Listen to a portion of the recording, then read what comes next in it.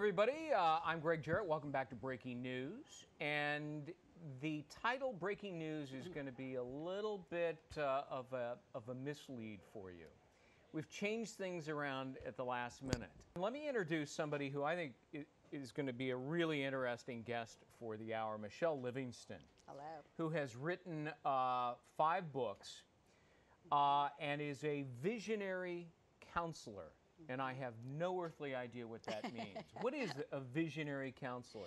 A visionary counselor basically is able and capable to see through the different realms and dimensions. I started as an artist. I've been painting since I was 3 years old. And about 20-some years ago, I started to see images around people. Spirits? Spirits, initials, events, which led to going back to Penn State where I graduated. Right. At a conference, I was doing a consultation, looked up, and I saw my first human soul. What did it look like? He was translucent. And you could see right through him? Yes, I could. And he telepathically said, John, and held up 4 fingers. And my first encounter was with him. John? Who's John? That was the lady's grandfather. What lady's grandfather? Who came for a consultation at the conference I was at. And so I said to her, does 4 mean anything? And she said, I have 4 daughters. So he proceeded in detail to talk about his 4 granddaughters. Did he look like what her... He looked just like you. I could see through him, though, translucent. The soul basically, Greg, is electromagnetic energy, right. And it can take on a recognizable form. So they will take on a form of how you remember them, basically. The soul's eternal. How you remember them when they died? Yes, or their prime of life, or if it's a little girl. Because I'd like to be remembered when I was about 21. That was my bet. I peaked at about 21. It's interesting you'd say that, because if somebody has a lot of pride within them, they retain that on the other side, and they don't want to look old. They'll come through in their prime of life, maybe looking 40 or 50. But the soul's eternal, and it's a matter of belief, what we believe. I believe that love never dies and that we go on to another realm, to another dimension. What is that other dimension? The other dimension is the 4th dimension. We are in our physical world. Right. The 4th dimension is an overlapping frequency. What does it look like? It doesn't look like anything, basically, because it's like air.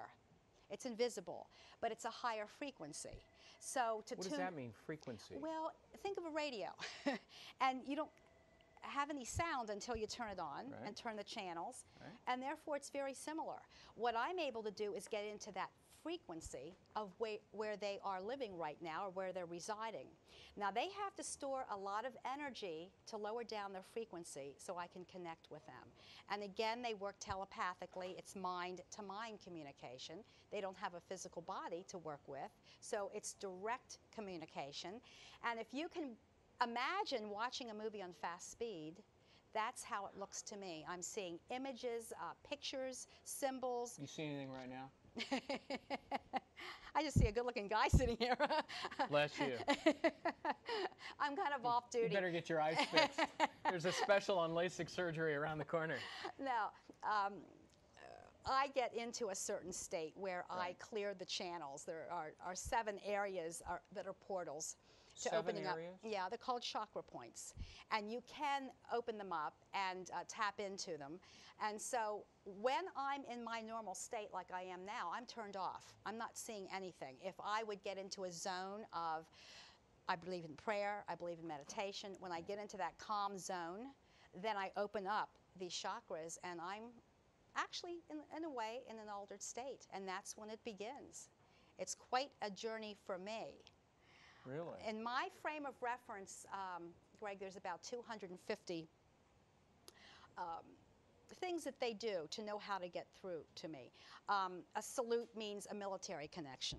Wait a minute, who's saluting? Well, just let's say a grandfather's on the other side, and I'm doing consultation for a lady, and he's saying to himself, how do I work through Michele?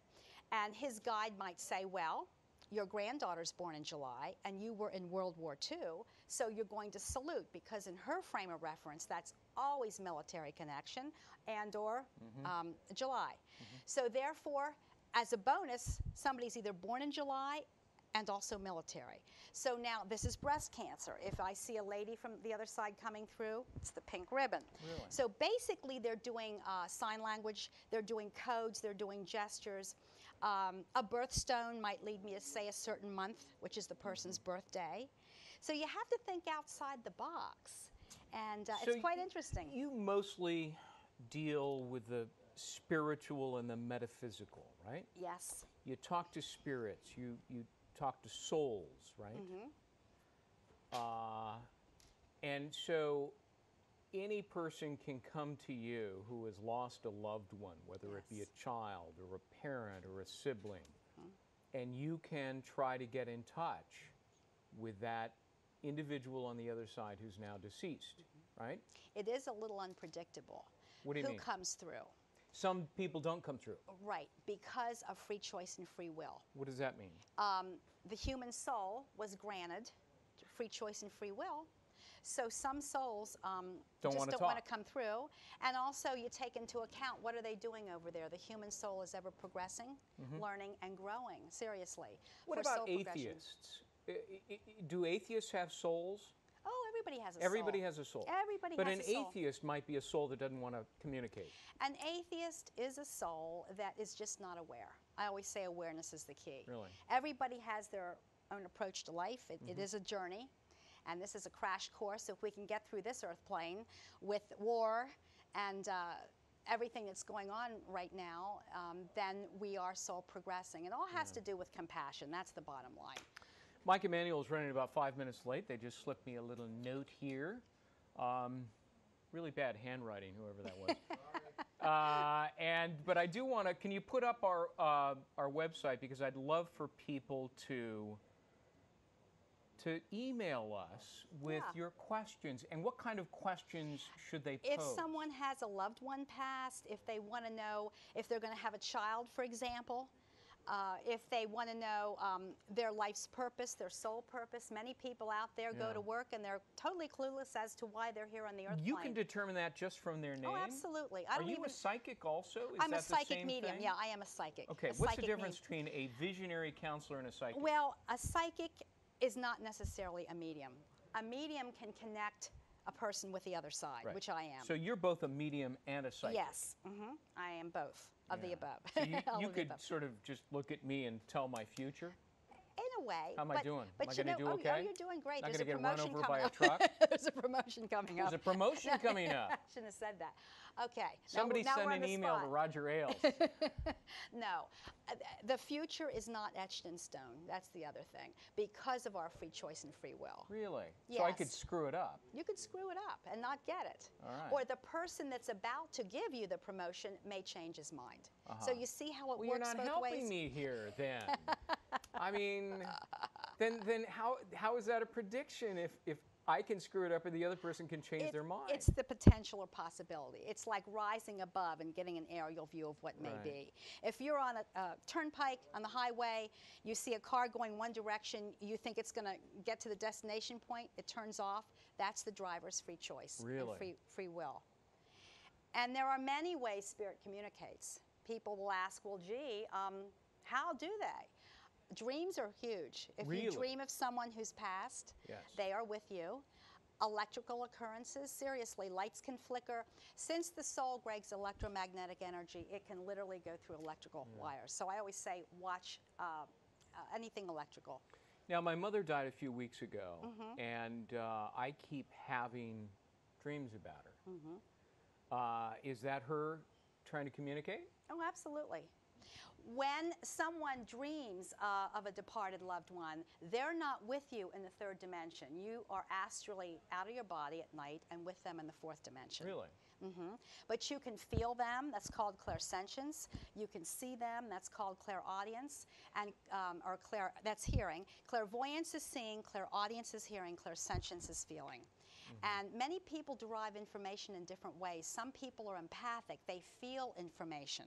They feel energy. Other people like me, who are visionaries, actually see right through the realm. So yes, that's a great question. And I'd like to tell that person to keep a pad and pen by their bed and when they get up in the morning to write down any impressions, because you need to figure out what time is it, what day is it. About the dream of the mother? Yeah. That's me, actually. Oh, is that yes, you? Yes, my oh, mother. I thought my mother that was passed an email away. coming in. No, I see an email there. And it was me. I haven't gotten any emails yet. We just put it up on the screen, strategyroom.com. Well, let me tell you then, Greg, about your mother. And I'm not going to do a reading for you because I know John Edward. Don't do it here. But she was a lovely person if she's passed. She was. And I don't know if she had cancer. Did she? I just feel weak at the end and kind of maybe a little tired, although pretty quickly out of here. Anyhow, you have dreamt of her several times? Yes. Oh, that's great. Keep a notepad by your bed. And if you get up between 3 and 5 in the morning and can't get back to sleep, that's a sign you've been out and have re-entered. Your soul has re-entered your body. She will appear to you probably on your birthday, anniversaries, her passing date. So you have to connect the dots. You have to say, why would she come through at this particular time? And there's a great deal of love. I don't have her through. But interesting enough, say I'd be doing you a reading. Right side is always father's side, as I'm facing the person. Left side is always mother's side. What does that mean, left, right? Well, if a soul comes in over here, it would be your father's lineage line. If a soul would come in on the left, it would be your mother's. Behind would be someone not directly related, friend, in-law, spouse. So right away, I can put them into a category. Oh, I see. A child that's passed would come in front of you, showing me that she or he was younger. What about those that never came to term? Fetuses? Absolutely, Miscarriage, excellent question. stillborn. Oh, thank you for asking that. We choose our parents to learn and grow with. And we choose everything, actually. We're co-creators. So let's say a soul chooses a set of parents. It can change its mind at any point of development. If the soul does not like the timing, when it retracts from the mother's body, that's miscarriage. Stillborn is to the point of full development, where we're coming into the delivery room looking down and saying, I don't want to go there right now. Stillborn, because we don't enter until we take our first breath, which is the breath of life. If you've had a child, it's lifeless until it takes that first breath. All right, I want to get back to this in just a moment because I find that fascinating as well. Send us your emails and questions for our guest, who is both a psychic and a medium, an expert on spiritualism, and we will have her answer your questions. But in the meantime, I have a few. We were talking a moment ago about, and I didn't fully understand it, we were talking about those who have lost children before they were born, fetuses, the unborn. They have souls, and are they able to communicate with their parents? Yes. My mother had a dream of me before I was conceived. Really? And I was out there in the universe looking at the world, and she saw me very plainly, and an angel said that she was going to have me. My mother was 45 in menopause, and I started to communicate with her before I was even conceived. She had dreams of me, basically. Wow. And I'm a miracle, actually. I would think so, during menopause. That's, yeah, my dad was 50, and they had only been married a year. Are your parents still living? No. Do you talk to them? Yes. My father communicates with cherry pipe tobacco smoke. And that's another way that they communicate, through the senses of smoke or cologne. My mother, through sound. She had a favorite song by a French pianist. It's called Clair de Lune. And everywhere I go when she's around, I hear the song, or I smell her perfume, too. Now, skeptics would say, well, you're just sort of imagining things. You know, you're getting a sense, or literally a scent, and you're equating it with a parent. What would you say to that? Well, I would say that when I was teaching inner city art for 10 years, I came home, I had a condo, lived alone. Nobody was in there. I opened the door, and my whole place was filled with the smell of cherry pipe tobacco smoke. My husband smells it too every once in a while. And I think each soul, because they're unique and different, will take a unique way to communicate. It's not all cut and dry. A digital clock that might flash a number, take it to the month and the day. Let's just say 2/11 could go down to February 11th. So your father may have passed on February 11th, and it's their way of saying hello. So there's many, many ways, and in this book I wrote, there's 10 ways the spirit realms communicate. And I try to teach. Which book is this? This is Miraculous Encounters, and it's true stories of people's experiences with angels and the other side. Do you see angels in addition to souls? I do see angels. What do they look like? Angels are androgynous. They're sexless. They're not human souls, as far as I know. And when I see them, Greg, they're a big column of light. Sometimes they'll pulsate a color. And we have... they have wings? No. Sorry to say. Where did that come from? Man, painters in the Renaissance put wings on angels to help them to fly. So they just imagined it? Yeah. But in your world, at least, angels don't have wings. No, they're energy, and they're even a higher frequency than a human soul. But angels can take on human form in times of need. I really believe that. Just like It's a Wonderful Life, the great Frank Capra film, Donna Reed, Lionel Barrymore, Jimmy Stewart, the whole gang. I cry like a baby every Christmas when I watch it. That's my favorite movie, but, actually. You know, the angel, Clarence, comes down and shows Jimmy Stewart what his life would have been like if he hadn't been born. That's right. And I have a great story. My father passed of brain cancer when I was 13. My mother sent me to Paris to study with a group of kids. We got lost in the heart of Paris and found our way to the subway. This is a true story. The other little girl was 12. We literally were praying and crying, holding hands, and a mist started to roll through the subway. And out of the mist stepped a very tall gentleman, white hair, white suit, and he said, "You're lost, aren't you?" And he told us where we needed to go. He put us on the subway. He paid our fare. And when we got off to thank him, he vanished. The mist rolled out. And she said, "Do you think that was an angel?" And it was forgotten. Well, about a year later... And who saw it with you? It was my friend who was there with me studying. And about a year later, I had a dream. I was in a room, a large room with about 50 people milling around, and here is the gentleman that saved us. He walked up. He said, "Yeah, we're all angels here. We're called the Mercy Band."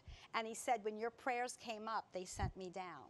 And it was a big confirmation. And I really have always believed in angels. I think that some of the people that have the closest scrapes and that are saved by angels? They're saved because their time is not up. Let's just say who decides when our time is up? We do. We contract.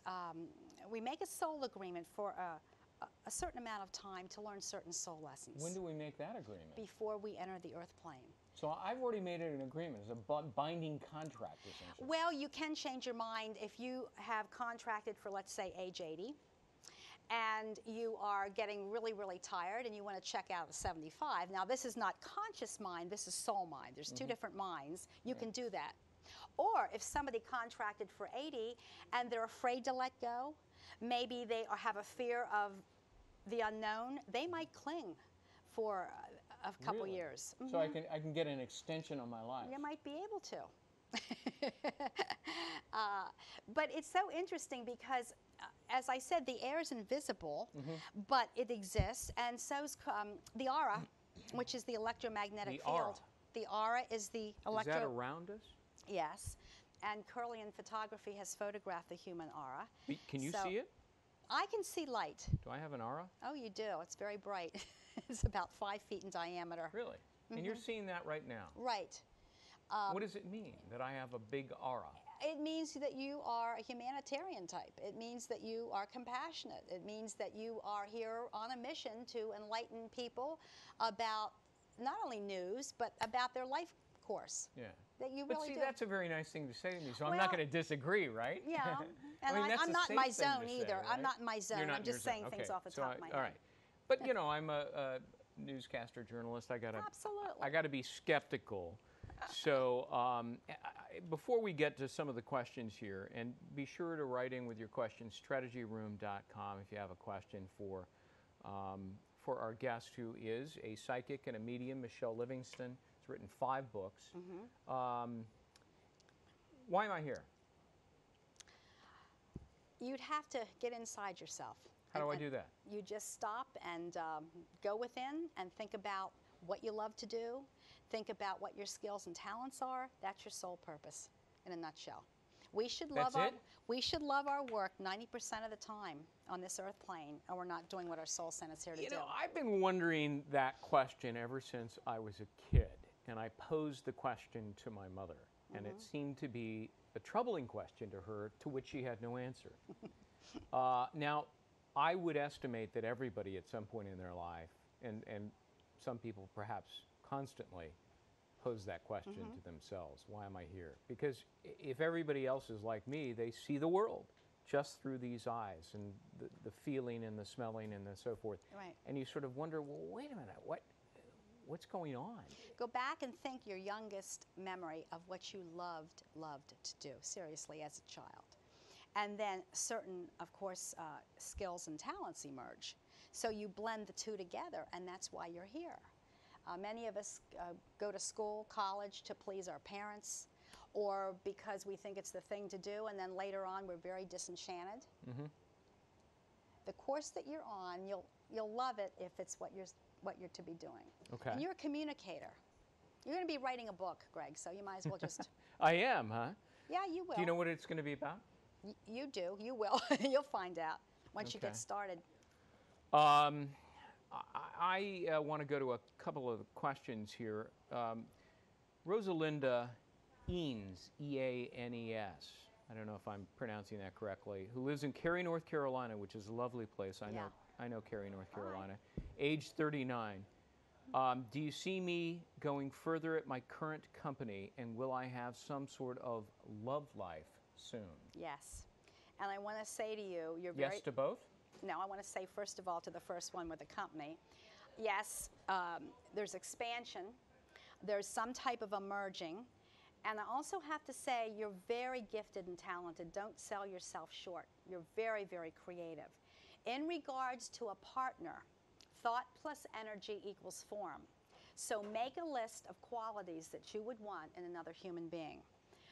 Right at the top, I am now ready to attract a true soulmate, companion, husband for both our highest good. I want him to be eligible and willing to commit, and write down a few qualities. I would say in your case, because of your sensitivity, you need to be appreciated, and you need to be respected. That's something that possibly in the past you haven't had a lot of. There should be a gentleman in 18 months to 2 years if you make your list. These are positive affirmations, so you make 2 qualities, well, 2 to 5 qualities, but make a couple lists and put one on your nightstand and one in your purse, and within 18 months to 2 years, you'll have somebody. That's so great. Email me. Good luck. MichelleLivingston.com. Michelle 1L. MichelleLivingston.com. M-I-C-H-E-L-E. Livingston. Yeah. Conventional spelling. .com. Gordon from Minnesota poses a question, not necessarily about himself, although maybe. What do babies who were aborted tell you? What is their opinion on abortion? Very, very good question. Because the soul has free choice and free will in the 4th dimension, so do we in the 3rd dimension. So there is no punishment or condemnation if we terminate a pregnancy. You can destroy the body, you can never destroy the soul.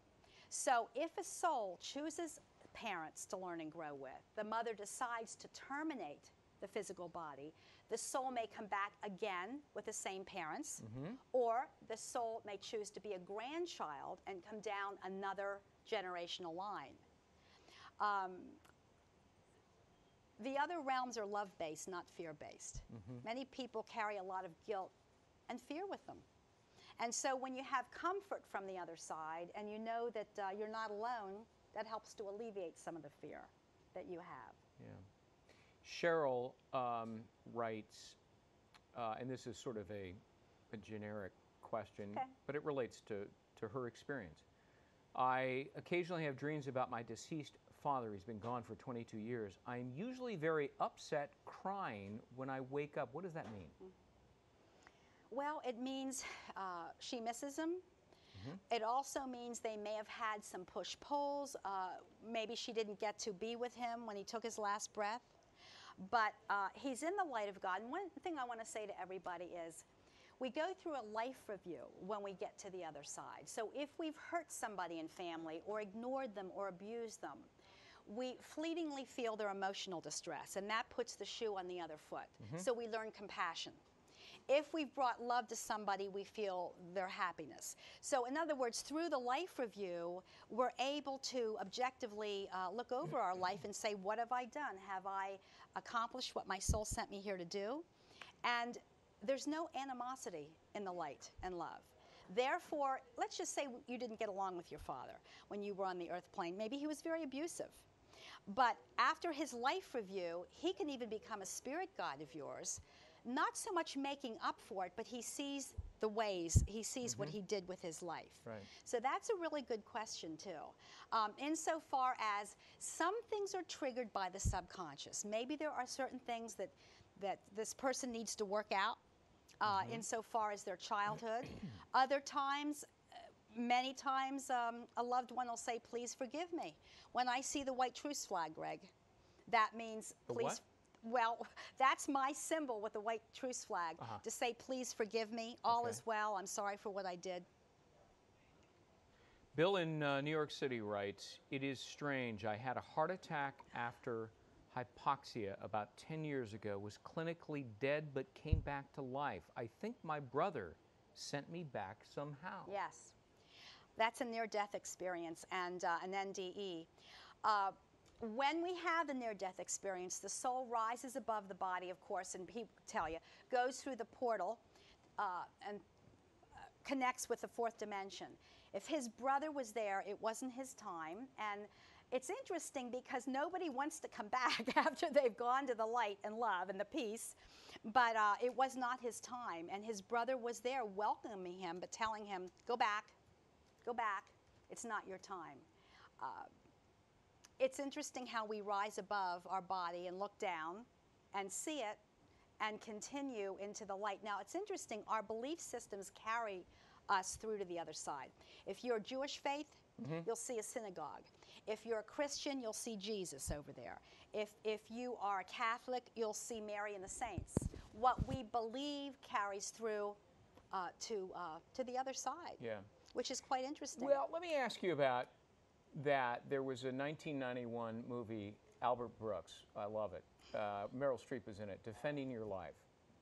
So Albert Brooks dies in a car accident, goes to heaven, right? And he has to essentially defend his lack of assertiveness in his life during what is a trial with 3 judges, and he's got a defense attorney, and there's a prosecutor and so forth. And if he doesn't successfully defend all the good things that he did in his life, outweighing, not really the bad things, but the failures in his life, he's got to go back down to earth, be reincarnated as somebody else, and try all over again. That's a Hollywood version. Did you see that movie? I didn't, but I know what you're saying. It's a Hollywood version versus what I feel from doing the work 20-some years. The real deal is we're not judged by a panel. We're not judged by an angry creator. We objectively, through the life review, look over our lives, see what we've done and haven't done, and we're asked 2 things. We're asked, what do you have to show me for your life? And the second thing, how have you loved? Really. It's all about love. Well, what if we didn't do so well? Then we decide, should I stay over there and learn and grow, or should I incarnate again? We're never forced to enter the earth plane. Never. But we can if we choose. We can if we choose. And with the crash course of this earth plane, we expedite our progress by being down here rather than being over there learning and growing. Yeah. Quite interesting. There was I'm on a movie roll right now. Okay, Bear with me. Let's do the movies. Warren Beatty, Heaven Can Wait. He's a quarterback. And he dies apparently wrongfully. Heaven didn't mean for him to die, or God, and he gets up there, and the authorities up in heaven say, "Oh, we made a mistake. You weren't supposed to die." So he convinces them to let him go back as somebody else. Anything to that? It's called a walk-in. A walk-in? A walk-in. Let's just say somebody's an alcoholic and they pass out.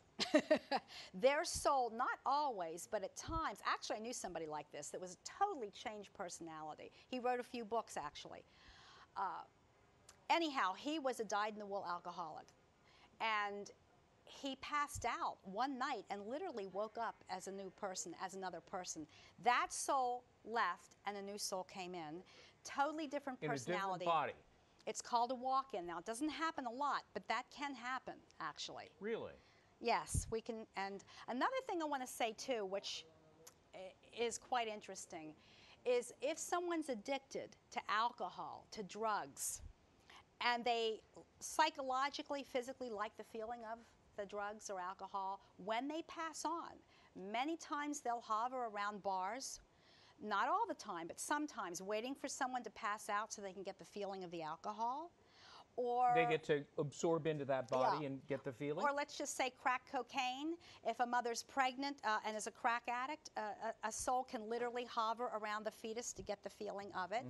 Now, let me explain something. 90-some%, as far as I know, souls go to the light. There's a small percentage called discarnates. They are caught between dimensions. Did you see the movie Ghost with Patrick Swayze? Yes, I was about to ask you about that. How did I know that? I must be psychic. You must be psychic. I literally was about to ask you. Okay, here we go. He did not know he was dead because of the traumatic murder situation where he was flung out of his body so quickly. He was disoriented. He didn't know where the light was. So sometimes in a very tragic situation, through murders or other things, events, many times people or souls are disoriented. But also some don't want to go to the light, like I just said. They're discarnates. They want to hang around. And you hear about hauntings. Most hauntings are not malevolent. Most of them are okay because they're reaching out for help. And in that case, if you have somebody, a soul in your home, tell them to go to the light, go in peace, go to the light. Are there poltergeists? Is that what it is you're talking about? They're called noisy ghosts, yeah. Noisy and ghosts, they're not poltergeist. they're not, that's German for noisy ghost. But they're not bad, but they'll knock things over to get your attention. And many times they passed away in the house that they're in now, that's being haunted. So there is such a thing as a haunted house? Yeah, absolutely. Are all houses haunted? No. And some people are more open to feeling energy. Right. So children, I want to tell you this, I don't know if you have children, but between the ages of 1 to 5, the formative years, they can tap into the other realms. They can tell you exactly, because their soul hasn't been in their physical body for very long. Right. And they're still in communication with the other realms. So Anna Castiglia, Castiglia of Maryland, writes, "Hi, Michelle. I'm very worried about my mom and son. Will they be okay? Thank you." Yes, I like that name, Anna. There's some Catholic back in the family, and you can confirm this through email. Everything will be fine. I'm getting the name of Rose, Rosa, Mary Rose, Rosemary. There's an April-May connection of birthdays. Everything will be fine. And Anna, I know you believe in the power of prayer. I just get that feeling. So, keep in your prayer time. You don't have to recite rosaries because we're all God's children. But within 6 months, things will level out. And I wish you a lot of, thank you very much for emailing. Blessings to you. Wow. All right. By the way, okay, I'm going to throw one more movie at you and just get your reaction. I love this. Bruce Willis, Sixth Sense. Oh, yeah, okay. Remember that? Bruce Willis didn't know he was dead for the whole movie. Or we didn't know he was dead for the whole movie. Maybe that was it. We didn't know. It's been so long since It's been so long since I saw that. No, but that was a good one. More and more movies are being made like this, but they're Hollywood versions, and that's okay. I wonder why that is. Are we because we're fascinated with the world beyond? We're not sure it exists. We're hoping it does. Yeah, we're fascinated with the unknown, and it's like, what's beyond? What's life all about? Do we take our first breath and then in so many years, are we in the grave? No. It's a journey. And yes, there is life beyond. I can attest to that. Yeah. And we will be met by pets. Didn't get any emails on pets. Dogs, cats will meet us at the end of the tunnel. All right. That's for sure. Lori Pearson, and Lori, Lori, Pearson, Pearson. I would like to know if the spirit that visits me in my home is my father, Lloyd Hartzell. I'm feeling steps. I don't know, Lori, if you hear somebody going up and down steps, that could be your dad. Smell of coffee. Keep open to smells in your home, and I know your dad's communicating. It doesn't have to be through dreams. Every soul picks a different route because they have unique personalities. So write down again the times you feel your dad, what day it is. It could be of some significance. I feel Dad went pretty quick. I wish she could confirm this on the telephone or something. I'm getting some kind of respiratory complications, like I can't get a deep breath. And if confirm it, you know, email back and confirm it. A good person, a hardworking man. I know you miss him. Loved his family, and there were at least, I think, 2 siblings too. Yeah. Here's one from Judy in Mississippi. I would love to know what is in store for me as a whole. I feel so lost sometimes. I lost my husband 4 years ago at a young age, and I just have not been the same since. I would love to know that I will come out of this and go on to have a happy life. Thanks for your help. Yeah. Judy? The name's Judy? Yep, Judy. Judy, you're going to be married again. Keep your chin up. There's nothing like the loss of a spouse, because I love mine very much. Your husband contracted for a certain amount of time, and you also soul contracted to be together as a husband and wife. He's with you in the bedroom. He's telling me there's a mirror, either in the bedroom or in the hallway. He walks down the hall, confirm it, past the mirror. If it's in your bedroom, he stands there and he looks at you. I think the bed's adjacent to the mirror. He's talking about plumbing. So would you please look at your pipes, your toilet, get your plumbing fixed. And I don't know if he didn't like lawn work or he was a landscaper. There's something with mowing the lawn, and confirm it for me. Wonderful, good-looking guy. I see him kind of in my mind because I'm getting turned on now. Very good-looking guy. Keep your chin up, because you will be married again, and it's going to be an extended family. In other words, you're going to marry somebody that has a couple children, and you're going to merge families. Who does Judy end up with when she dies? The first husband or the second husband? We all merge together. There's no partiality, actually, because there are many in our soul group. If you figure your soul was created eons ago, and you've been around many times, think how many souls you've touched, how many sons and daughters, husbands and wives, neighbors and lovers you've had. There's no jealousy in heaven? No. No. We get through the life review, we calm down, there's no jealousy. Our happiness is their happiness. So, yeah, they want us to do well and prosper. In the afterworld, do you do things like eat and sleep and... No, you don't have a physical body, Greg. You don't have... You can experience emotions. You can experience taste or smell, but it grows old because your soul's free. It's not encumbered by the physical body, and you can move through other realms. There's 12 dimensions, which is a whole other show. 12 dimensions? 12 dimensions of light and energy, which is a whole other show. And the point is, it's in one of my books, Messages from Beyond. But I just want to say that because of these other dimensions, we can go astrally, too, at nighttime. The soul just, and I want to tell people out there that are watching, the soul just does not leave upon death. The soul can leave between 11 to 3 in the morning and go interdimensional. And you might say, well, what would I do over there? We connect with our spirit guides, our departed friends and relatives. And that's why I encourage viewers, write down what you experience between 3 to 5. You ever wake up between 3 to 5 and you can't get back to sleep? Every day. You know what happens sometimes is I will struggle with trying to develop an idea or come up with something that I can't remember, and all of a sudden in the middle of the night I will wake up and I will have come up with it in my sleep. Now, how is that possible? Your guides are helping you. They know in your unconscious mind what you need to hear. That's why you have to keep that pad and pen there. Yeah. Are they good ideas when you get awake? Yeah, they're pretty good ideas. See, they don't come out of the wild blue yonder. They come from your guides. And we've heard stories of, songwriters, for example, waking up in the middle of the night with a tune in their head. Yeah. And they have a recorder next to their bed and they sing the tune.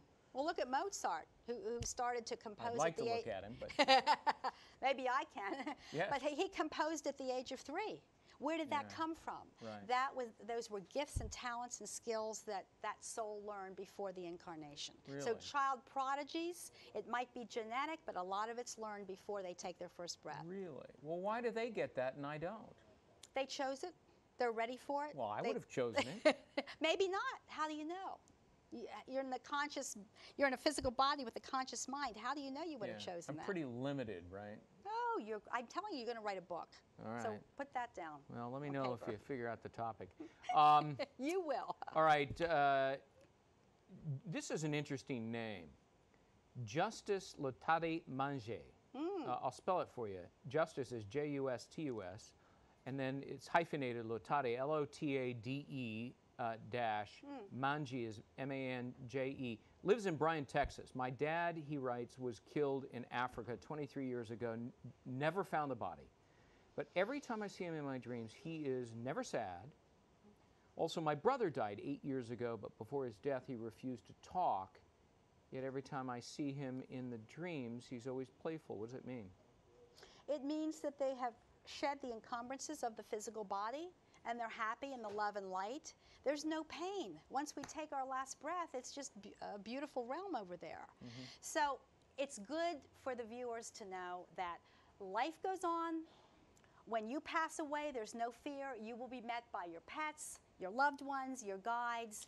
And bless you, my dear, too, because I was very close to my dad, and also for the brother, too. He sounds like he might be younger if she said he was playing, I would assume.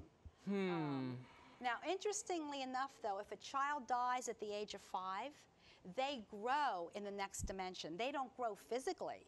But I'll do a reading for somebody who lost a child at the age of 3, 30 years ago, and their child will come in looking like they're around 30. Really? And they'll say, "Where's my baby?" Well, that soul has progressed that amount of time, and it appears like it would be actually in life. Isn't that interesting? That's amazing. That's fascinating. All right. I want to go to some more of our viewers. We got about 8 minutes left. Maria Bruno, Long Island. Is my husband okay in heaven? Oh, absolutely, Maria. You're a very beautiful person. You have a very compassionate heart. Hubby's in the love and light of God. You know the ways they communicate. 10 ways they communicate. Dreams, electrical occurrences. Watch for birds. I'm being told to tell you that your husband's going to send you birds. Bluebirds mate for life. Cardinals mate for life. And you just watch in your yard coming up and see if you don't see a pair of cardinals or bluebirds. Email, because I think that's his way of communicating. Anything with wings are symbols of the soul. Butterflies, dragonflies, birds. So remember that out there. It's just not dreams or electrical occurrences. What happens to really bad people in the afterworld? Serial killers, mass murderers, Bernie Madoff, who's not there yet, but he's probably given some thought to that. Hitler is. Yeah, Hitler, all those kinds of people. Awful, people. What happens to them? What happens to them is because they are in denial, because they don't believe in anything else, they go into a cocooning stage for a while. They tend to sleep. Angels and guides come down to try to awaken them, to get them to their life review, because we can never run away from ourselves. Life review. Yeah, we have to face up to what we've done in each lifetime. So somebody like Hitler, who killed so many and tortured so many, probably because of the ego-driven power that he had, was not going to accept a higher power, therefore probably slept for quite a while, until hopefully the angels and guides awakened him. And the life review is just like a large hologram. There's no time in the other dimensions, so we can relive our lives again in a few seconds. Hitler has to be, I'm just using an example, accountable for his actions. He needs to put the shoe on the other foot, and that's how he'll learn compassion. But anybody that's ego-driven, or for supremacy or power, basically, needs to account for it. There's nothing wrong with it if it's used in the right way. So on the life review, if there is a measure of compassion and remorse, I would imagine, is there remorse? Yes, there is. Then what? Then we objectively say, well, how can I rectify this? Should I stay in the fourth dimension? Let me put it this way. Say somebody murders somebody, like in the movie Ghost, okay? Yeah. And they get over there and they see their ways. They'll work with a band of souls that might be murderers. So if somebody's about to be murdered, they'll take it upon themselves to come down and help that soul to get to the light. So there's good that comes out of everything. I mean, there's sunshine behind every cloud, so to speak, especially in the next dimension. Wow. there's a lot to this. That it's far more complicated than I thought. I was hoping for something quite simple. There's no quick fix with the spirit realms. All right. I think I did this one. Yeah. Did I do Lori Pearson? I think I did do Lori Pearson. What was your question? Her father died of massive heart attack, 4 siblings. Yeah, we did that one. Let me go to a. Oh, my computer is suddenly frozen. Oh, I'm being told to tell the viewer something. What? My angels are telling me. If you have somebody that's lingering in a coma situation or does not want to let go, many people cling to life for different reasons. It's material reasons, they have fear. You can actually walk them through the tunnel. You can give them a gift like that, a gift to rebirth them to the other side. So what you do, I'm supposed to tell some viewers this. Your father, your wife might be in a coma situation or again dragging on and on, heaven forbid, with cancer. You visualize their face before you go to sleep at night. Mm-hmm. You take their hand in your mind's eye and you visualize a tunnel, and at the end of the tunnel there's a pinpoint of light. You walk them slowly down the tunnel, and as you're doing this you say, go to the light, go in peace, you've lived a good life. You let go of their hand and you drift back, and you'll see their silhouette get smaller. They will pass within 24 to 48 hours. And it's a gift that you give them. In other words, my sister had breast cancer, but she had champion dogs that she bred. She did not want to leave the earth plane. She didn't know what was going to happen to her babies. I was unmarried when my mother was lingering, day after day. I met my wonderful husband, and that was able to have her make transition. Right. So, and my stepfather had over 1 million books with a bookstore. The point is, he was more materialistically driven. Right. So people cling for a number of reasons. And if someone in your life is clinging and they're afraid to let go, do them a favor, walk them through the tunnel. In the movie, we'll end with this. In the movie Michael, the dog Sparky gets hit by a truck and dies. John Travolta, Michael the angel, is able to bring Sparky back to life. Can angels actually create this situation? That's Bill Singer. Create the situation of? Create the situation, I presume he means, of bringing a dog back to life. Can an angel literally hold a human being and bring him back to life? Angels do not have free choice and free will like human souls. They take instructions from the head honcho up there. But they can take human form in times of need. And like I said, whether it's a dog, a cat, a human being, when your time is up, the angels cannot intervene. How many times do you know people that are in car accidents, and there's 4 people involved, and 3 live and 1 pass? Why is that? Because the 3 that live, the angels intervened. The 1 that passed, their timeline was up. Wow. So. Well, it's been fascinating and a heck of a lot more interesting than talking about financial regs, healthcare, North Korea, and Iran, although those are important topics as well. But Michele Livingston, a psychic and a medium, somebody who is well-versed on the metaphysical and the spiritual. You've got 5 books. People can get in touch with you at Michele, MichelleLivingston.com. Right? MichelleLivingston.com. Michele with 1 L. Email me. Let me know about the confirmations today. Yep. Well, thank you very much. It was nice meeting you and working with you. Talking to you. I hope it was a little enlightening for you. It was. It's a little unnerving, but fun and interesting. Well, I'll give you food for thought, though. Yeah, I need that. Thanks very much. Thank you. Thank you. See you again shortly.